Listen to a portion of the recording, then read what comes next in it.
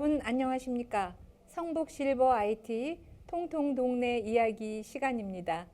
어느새 가을이 익어가는 10월의 끝자락에 와 있습니다. 오늘 내 인생의 터닝 포인트는 이슬 같은 인생 보석처럼 살아요 라는 제목으로 수필가 조순영 선생님을 모셨습니다. 세 쌍둥이를 열심히 키워낸 할머니이기도 하고요. 요즘은 노래와 하모니카 배우는 일을 하고 계시는 인생 후반을 멋지게 보내고 계신 분입니다. 함께 만나보시죠. 선생님 안녕하세요. 안녕하세요. 조순영입니다. 네. 오늘 좋은 시간에 초대해 주셔서 감사합니다. 네. 요즘에 가을이라 높은 하늘, 맑은 공기가 참 좋은데요. 어떻게 지내고 계셨어요? 아시다시피 코로나 때문에 밖에 나가지 못하니 아침에 뒷산에 올라갔기도 하고 집에 와서는 책 읽고 글 쓰면서 지내고 있답니다. 네. 요즘엔 새로 트로트를 배우고 있으니 온라인 네. 강의도 들으면서 지내고 있지요. 네. 가끔은 옛 친구에게 전화를 걸어 수다를 떨기도 합니다. 며칠 전에는 지방에 사시는 초등학교 때 은사님을 뵙고 왔더니 마음이 가볍네요. 그러시겠네요. 선생님은 세 쌍둥이를 돌보셨는데요. 처음에 얼마나 기쁘셨어요? 기쁘기는 말로 다 할 수 없었지요. 네. 아이 넷을 키울 생각에 걱정도 되었어요. 네. 막상 낳고 보니 너무나 뿌듯하더군요. 네. 며느리가 현명하고 사려 깊어서 어려운 가운데서도 아이들을 잘 낳아서 무럭무럭 자라는 것을 보면서 더할 수 없는 기쁨을 누립니다. 그러시겠어요. 예. 혼자 셋을 다 보셨나요? 또 아기 보는데 힘들지 않으셨어요? 사실 이런 질문을 받으면 네. 아이들 키우는 일에 별 도움이 되지 못한 저는 며느리에게 고맙기만 할 뿐 할 말이 없습니다. 네. 물론 도와주시는 아주머니 신세도 졌지만 아들과 며느리가 눈물로 키우다시피 했어요. 네. 그 당시에 저는 연로하신 친정 어머니를 모시기도 했지만 아이들이 지방에 따로 살고 있어서 별로 돌봐주지 못했거든요. 네. 저는 주말에 갔다가 네. 주초에 올라오곤 하였습니다. 그러셨어요. 그리고 그 육아일기도 쓰셨다고 들었는데요. 책 제목이 뭔지 좀 알려주세요. 네, 책 제목이요. 네. 할머니가 쓴 새쌍둥이 육아일기인데요. 네. 딸의 육아일기를 쓴 건 아니고요. 퇴직한 후 제가 계속해서 일기를 써온 걸 아는 선생님께서요. 네. 육아일기를 책으로 내보는 게 어떻겠느냐고 권유하셔서 네. 일기에서 발췌해서 육아일기를 책으로 낸 것이지요. 네. 참 대단하시네요. 다른 분들도 시도해 보면 참 좋을 것 같습니다. 손주와 얼굴을 이렇게 보면 구별이 가능하신가요? 그럼요. 참 네. 신기한데요. 네. 한 달 한시에 태어난 아이들인데도요. 네. 생긴 모습이나 하는 모습들이 네. 모두 달라요. 남들은 전혀 구별이 안 된다는데 네. 저는 바로 알아보겠더라고요. 그렇죠. 다 조금씩 다를 것 같아요. 예. 그 상황이 그려집니다.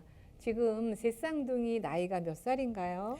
12살이고요. 초등학교 5학년입니다. 벌써 그렇게 됐군요. 네. 참 뿌듯하시겠어요. 손주들이 멋진 할머니로 알고 있을 것 같아요. 직접 아이들에게 물어보지 않아서 잘 모르겠는데요. 네. 제 엄마가 얼마나 어른 공경하는 교육을 잘 하는지 네. 아이들이 예의 바르게 커가고 있어요. 네. 할머니, 할아버지를 공경의 대상으로 하는 걸 보면서 교육의 힘이 참으로 크다는 것을 느끼죠. 네. 하다못해 아이들 위로 3살 더 어린 형이 있는데요. 네. 셋이서 똑같이 형에게 존대어를 쓰는 걸 보면 기특하기 짝이 없어요. 요즘 아이들 같지가 않군요. 네. 어린 아이들이 형에게 존댓말을 하는 걸 보면 정말 잘 키우셨네요. 감사합니다. 그리고 인간극장에 출연 요청이 왔다면서요. 네, 서점에서 제 책을 직접 접한 관계자께서 관계자분이. 연락하셨더군요. 네. 인터뷰까지 마쳤는데요. 네. 며느리에게 의논했더니 어머니가 주인공이라면 몰라도 저희 아이들이 주인공으로 내보내는 건 싫다고 해서 그만두었죠. 제 어머니가 어련히 알아서 하겠지라는 생각에 그만두었답니다. 네, 그러니까 텔레비전에 나오는 거를 조금 꺼려 했군요. 네. 네. 선생님, 하모니카도 배우신다고 들었는데요. 하모니카는 언제 배우게 되셨는지요? 첫 번째는 언젠가 지하철에서 한 남자분이 저에게 하모니카를 불어주고 싶다고 해서 그렇게 하라고 했더니 지하철에서요? 네, 네. 신나게 불어준 데서 영향을 받았고요. 네. 두 번째는 살림만 잘하는 줄 알았던 두 분의 선배가 네. 하모니카를 배우는 것을 보고 저도 배우기 시작했어요. 아, 그 10살짜리 손주하고 악기 연주도 같이 하신다면서요? 네, 용인의 수지 아들네를 따라서 4년 전에 이사를 왔는데요. 네. 아이들이 3학년 때 제가 하모니카를 불었더니 새쌍둥이 좀 큰 녀석이 저도 따라서 리코더를 연주하더군요. 네. 그래서 자연스럽게 저는 하모니카를 불었고 네. 손주는 리코더를 연주했지요. 네. 요즘은 새 손주가 똑같이 칼림바라는 악기를 손가락으로 연주하는데 네. 저도 가끔 따라서 하고 있어요. 아, 음악 가족이시군요. 네. 요즘은 또 뭘 배우고 계신지 궁금한데요, 선생님.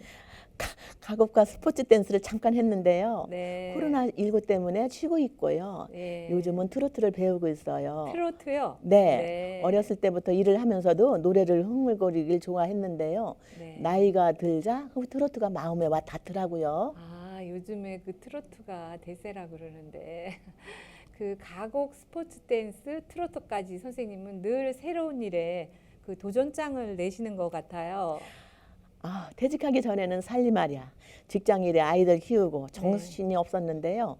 퇴직하고 시간적 여유가 생기니까 무언가 자신을 위해 하고 싶은 일을 하고 싶었어요. 네. 사물놀이, 자전거 타기, 네. 탁구도 열심히 쳤고요. 네. 서예 한문 공부까지 열심히 하였어요.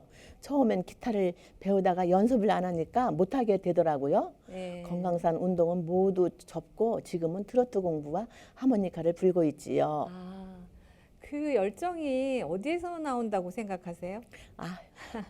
뭐든 잘할 거라고 믿어주시는 친정어머니의 영향이 크지 않았나 싶고요. 네. 저는 친정에서나 시집에서 마지노릇을 하다 보니 자연히 적극적으로 하는 일이 열정이 생기지 않았나 싶어요. 네. 지금은 제가 하고 싶은 공부하라고 전폭적으로 지지해주는 남편의 영향이 아닌가 싶네요. 아, 그러시군요. 바깥 선생님 영향이 아주 크시군요. 그 선생님을 그 가슴 뛰게 하는 게 무엇이라고 생각하세요? 나이가 들어도 나이 든 생각을 하지 않고 네. 새로운 것에 대한 관심과 끊임없는 도전 정신이 아닌가 강한 것 같아요. 네. 저는 늘 새로운 것에 강한 호기심이 있는 편인 것 같습니다. 아, 그러시군요. 혹시 선생님 어려서 꿈은 뭐가 되고 싶으셨는지 좀. 중학교 때 우아하게 한복만 입으시던 국어 선생님이 참 좋아 보였어요. 네. 그래서 저도 그 국어 선생님처럼 되고 싶었지요. 그런데 생각지도 않게 제가 서울에 있는 고등학교로 진학하면서 네. 꿈과 멀어진 삶이 되었죠. 아, 꿈이 크셨네요. 응. 선생님은 항상 그 무언가 배우고 계시니 치매에 걸리실 일은 없으실 것 같아요. 그 나이 들어서 치매에 걸리지 않으려면 어떻게 해야 할까요?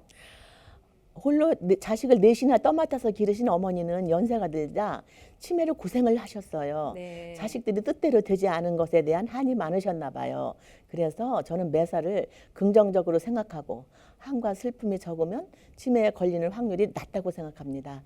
잘 될지는 모르지만 즐겁고 행복하게 살려고 노력해요. 네. 누구나 행복을 꿈꾸는데 선생님 역시 행복하게 사시려고 노력하시고 계시군요. 그 인생의 모토는 무엇이고 또 혹시 자녀들에게 어떤 어머니로 기억되고 싶으신지 좀 알고 싶어요. 네, 저는 진인사 대천명과 복생 청검을 모토로 삼고요. 어떤 일이 주어진 환경에서 최선을 다하며 살고 싶고요. 네. 이 세상에 공짜는 없는 것이므로 네. 찰나찰나 열심히 근검절약하고 네. 자애로운 어머니로 기억되고 싶네요. 네. 그 선생님 블로그에 이슬 같은 인생 보석처럼 살아요라는 글을 쓰신 걸로 알고 있는데 그 글이 화제가 되셨던데요. 어떤 의미가 있나요? 네, 흔히들 인생을 풀잎에 맺힌 이슬이라고 하잖아요. 네. 그렇듯이 인생은 너무 작고 허무한 것이 아닌가 해요. 네. 이런 인생도 자신이 최선을 다해 살다 보면 네. 보석처럼 빛나는 멋지고 단단한 삶이라고 생각을 합니다. 네. 그러시군요. 선생님은 남편분과 노래방에도 자주 가셨던 걸로 알고 있는데요. 그 한동안 코로나에 묶여서 혹시 집에서 노래를 함께 부르시지 않으셨나요? 그러면요. 코로나가 아니었으면 지금쯤 노래가 네. 꽤 늘었을 텐데요. 네. 그 대신 매일 아침 일찍 남편과 산에 가는데요. 네. 어떤 때는 비 오는 날 산에 가서 아무도 없을 때는 둘이서 노래를 부르곤 한답니다. 네. 두 분이 노래 부르는 그 풍경이 그려집니다. 두 분이 화음 넣으면서 함께 부르시면 산새들도 따라 부를 것 같아요. 아, 요즘 트로트가 대세인데 노래방에 가면 주로 어떤 노래를 부르시나요? 조용한 노래나 흘러간 옛 노래도 부르고요. 네, 그러실 것 같아요. 예, 리듬이 조용한 초연이나 뭐 사랑이여 같은 노래도 부릅니다. 아, 그러면 속이 뻥 뚫리는 것처럼 시원하죠. 그럼 오늘 이 스튜디오에서 그 속이 뻥 뚫리는 노래 한 곡 부탁드려도 될까요? 아, 네, 잘은 못하지만 네. 한 곡 불러볼까요? 네, 제 네, 제목은 초연이란 노래인데요. 부탁드리겠습니다. 네. 조용하고 차분한 노래이지요. 네, 그렇죠. 먼 산 부엉이 밤새워 울어대고 암내 물소리 가슴을 적실 때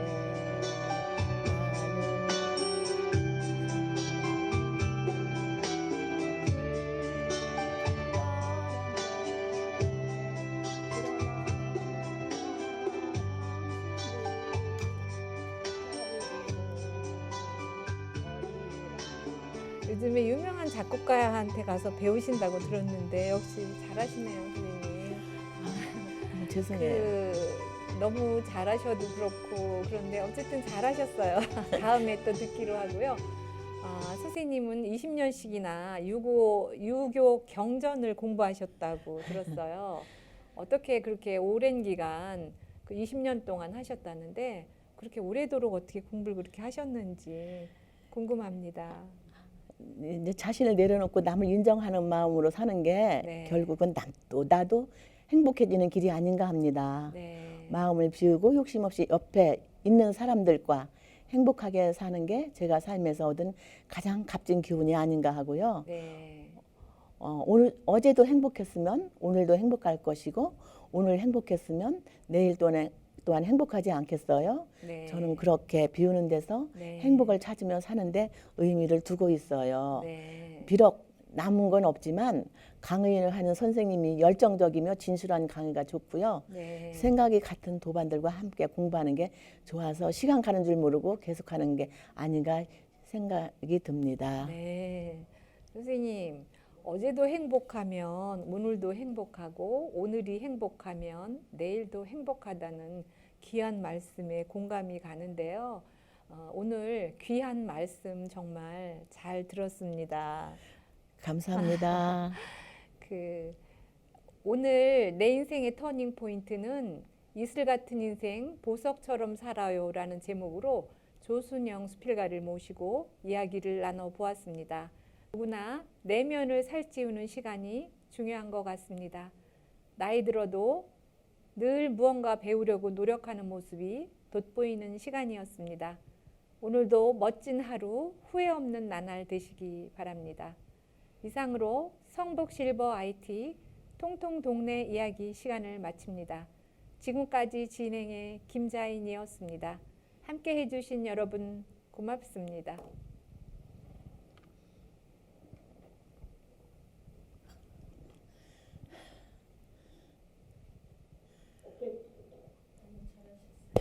됐대요. 네, 아유. 끝난 거예요.